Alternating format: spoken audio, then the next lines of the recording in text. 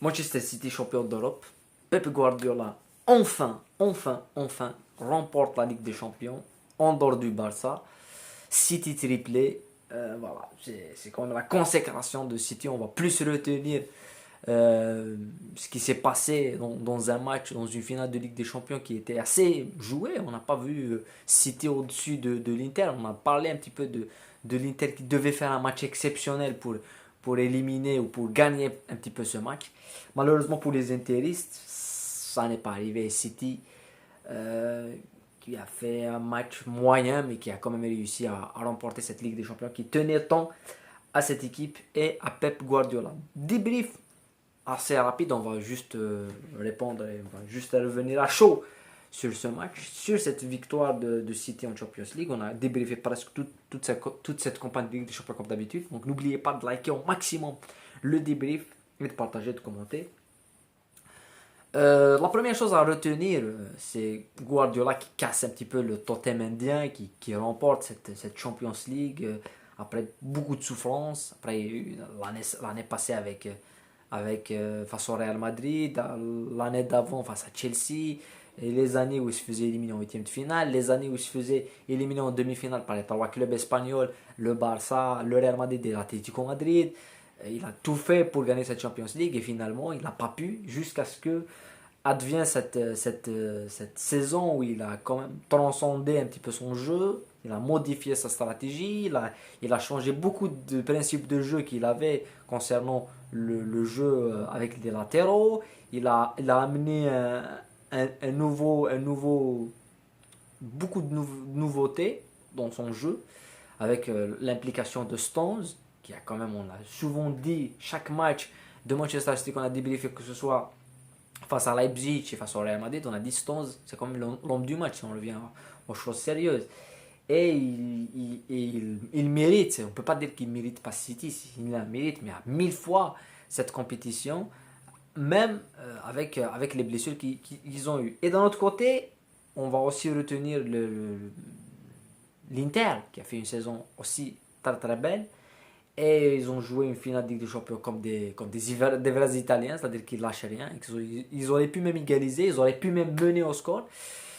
Mais ils sont tombés face à un meilleur que. Ce matin, quand on évoquait un petit peu le match, on disait pour que l'Inter gagne ce match, il faut qu'il fasse ce qu'a fait Chelsea en 2021, mais x2 ou x3. Et aujourd'hui, malheureusement, ils ont fait ce qu'a fait Chelsea, x2, mais ils devaient le faire x3. C'est-à-dire que au moment où City a douté, c'est-à-dire en début de deuxième mi-temps, il devait marquer.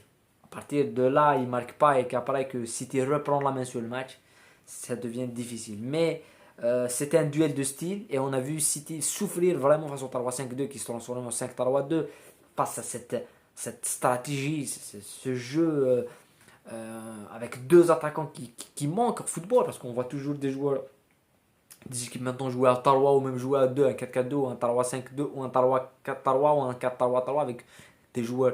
Mais là on voit une équipe qui joue avec deux attaquants, ça nous change et ça c'est quand même quelque chose qui démontre que ça peut fonctionner cette stratégie, mais il faut avoir des actions très très bons. Après, c'était un match équilibré. City, c'était un match où il n'y a pas beaucoup d'occasions parce que si on a vu une bataille plutôt tactique que tout au long du match, même avant le but, juste avant le but, l'Inter a bien maîtrisé, a bien cadenassé City. Mais après, quand tu as l'occasion de Lautaro qui face à face, il devait faire le bon choix. Voilà. Ce genre de match, c'est comme un match de boxe. C'est-à-dire que tu as une situation et si tu ne la saisis pas, malheureusement, l'autre équipe face à toi, ils ont des arguments qui sont au-dessus de l'Inter. On va pas, je ne peux pas critiquer l'Interisme, même si Lautaro il rate, mais tu as face à toi une équipe qui perd De Bruyne au début du match, comme face à Chelsea. De Bruyne qui sort face à Chelsea en finale de 2021. Mais t'as Foden qui rentre, t'as Alvarez sur le banc, t'as Mahrez qui joue même pas. T'as des joueurs qui jouent même pas, Alvarez il joue même pas. Et t'as Rodri qui fait une saison le meilleur milieu de terrain défensif du monde, sans aucun doute. Parce que ce qu'il fait, face au Bayern, on a débriefé le match. Face à Leipzig, face au Real Madrid, ce qu'il fait, il est dans un autre niveau. Stones, il est dans un autre niveau. Ce soir, on a vu Silva aussi, Bernardo Silva, mais voilà. Et on a vu d'un autre côté un très très bon match d'Acerbi, Le milieu avec Barella, Brozovic. Ce qui a déçu, c'est les attaquants. Après, pour moi, les tops, on va juste parler des tops. Rodri et Stones, c'est quand même le top du top avec Bernardo Silva. C'est aussi d'un calibre assez énorme.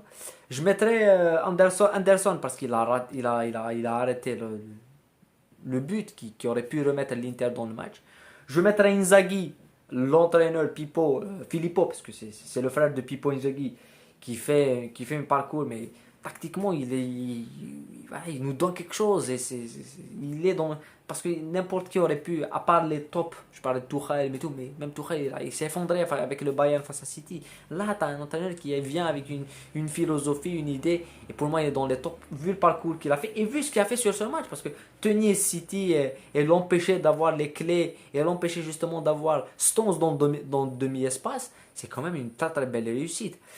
Les flops, pour moi, Lautaro, il est dans les flops parce que on aurait pu attendre qu'il marque, mais voilà, je ne mettrais pas de joueurs de l'Inter dans les flops parce que pour moi, c'était pas eux qu'on attendait. Mais pour moi, le gros flop, et même je l'ai dit face au Real Madrid, ben c'est Haaland, il n'existe pas ce joueur, on l'a pas vu.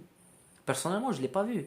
Et quand je l'ai dit, quand on parlait de City, on a parlé de City face au Real Madrid, et j'ai beaucoup parlé de City, on a beaucoup analysé le match aller et retour. J'ai beaucoup parlé d'Haaland, j'ai dit comment tu peux dire que Haaland va gagner le Ballon d'Or par exemple, alors qu'il n'est même pas le meilleur joueur dans son équipe. Haaland, il n'est pas le meilleur joueur de City. On a vu De Bruyne, c'est le meilleur joueur de City, c'est vrai, mais quand De Bruyne sort, t'as Gundogan, il est meilleur que Haaland. Pour moi, Gundogan, il fait un match aussi de très haut niveau. T'as Silva, Bernardo Silva, il est au-dessus de Haaland. Et t'as Rodri, il est au-dessus aussi. Stones, ils sont au-dessus avec le ballon, dans le jeu et côté défensif. Haaland, il est inexistant. Dans les matchs où on l'attendait, c'est-à-dire face au Real de Madrid, en demi-finale de Champions League et en finale de Champions League, il n'a pas marqué. Aller-retour et en finale, il n'est pas là. Donc moi, je me demande, et je me dis toujours, et c'est pas moi qui le dis, il y a Mika Richards, l'ex-joueur de Manchester City, qui était dans l'équipe qui a remporté la première Premier League avec Agüero. Il y a Agüero qui l'a dit. Il y a beaucoup d'anciens de Manchester City comme compagnie qui disent imaginez si City, cette même équipe, joue avec Alvarez. Ça changerait beaucoup de choses. On verra peut-être un autre City, peut-être moins dominateur physiquement, mais peut-être plus percutant, plus dans le jeu. Ce soir, City, dans l'axe, ils n'existent pas. Et on a vu ça. Donc ça, c'est le point noir. C'est Haaland, c'est pas City, parce que City, c'est un rouleau compresseur qui marche, qui fonctionne, et a Guardiola derrière.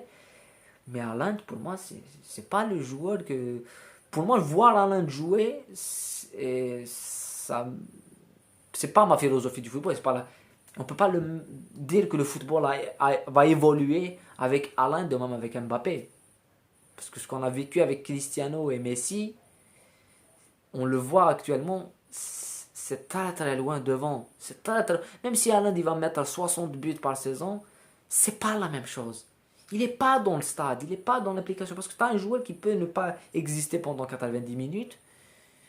Il a 5 ballons, il les met 5 buts. Et tu te dis, ouais, mais bon, est-ce qu'il est là? Il peut faire quelque chose avec le ballon, il peut éliminer, il peut servir. Les passes, il ne les réussit pas. Les dribbles, il ne les réussit pas. Et s'il ne marque pas, tu as un match où il peut sortir avec une note de 3 à 4 sur 10. C'est quand même surprenant. Mais bon, on va retenir ça. On a parlé des top et des flops, mais on va retenir surtout la Champions League de Pep Guardiola.